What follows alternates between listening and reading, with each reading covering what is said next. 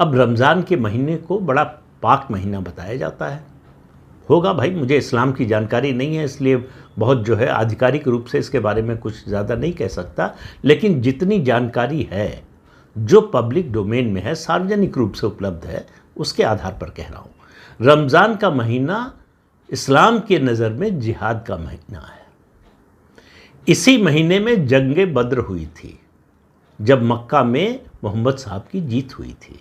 इस्लाम के पूरे इतिहास में जितना खून खराबा रमज़ान के महीने में हुआ है, उतना खून खराबा शायद ही और किसी कालखंड में हुआ हो। इसका गवाह इतिहास है, ऐतिहासिक घटनाएं हैं। भारत में 16 अगस्त 1946 को डायरेक्ट एक्शन डे की कॉल दी थी जिन्ना ने।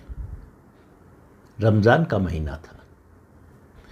पाकिस्तान का निर्माण हुआ, रमज़ान का महीना था, 27वां दिन था रमज़ान का। अब इसके कारण बेचैनी बहुत ज़्यादा है।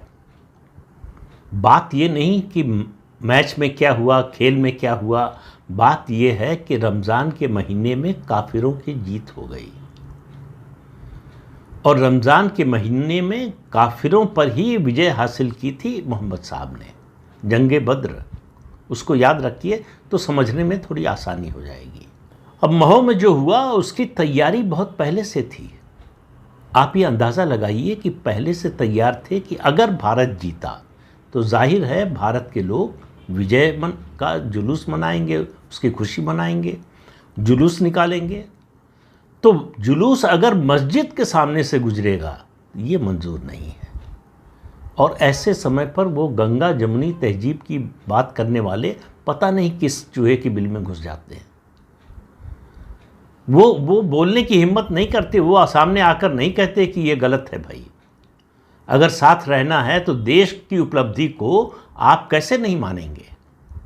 देश की उपलब्धि को केवल हिंदुओं की उपलब्धि मान लेना, ये कौन सी संस्कृति है, कौन सी सभ्यता है, कौन सा मजहब है जो इस तरह से सिखाता है? ये बात समझने की ज़रूरत है। और ये गंगो जमन तहजीब की बात करने वाले सबसे ज़्यादा हिंदू हैं, मुसलमानों से भी ज़्यादा।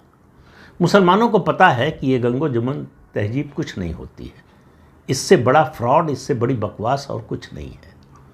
अगर गंगो जमन तहजीब जैसी कोई भी चीज़ लेश मात्र भी होती तो इस देश का बंटवारा ना होता। बंटवारा किस आधार पर हुआ? जिन्ना ने कहा हम अलग हैं, हम हिंदुओं के साथ नहीं रह सकते, इसलिए देश का बंटवारा हुआ।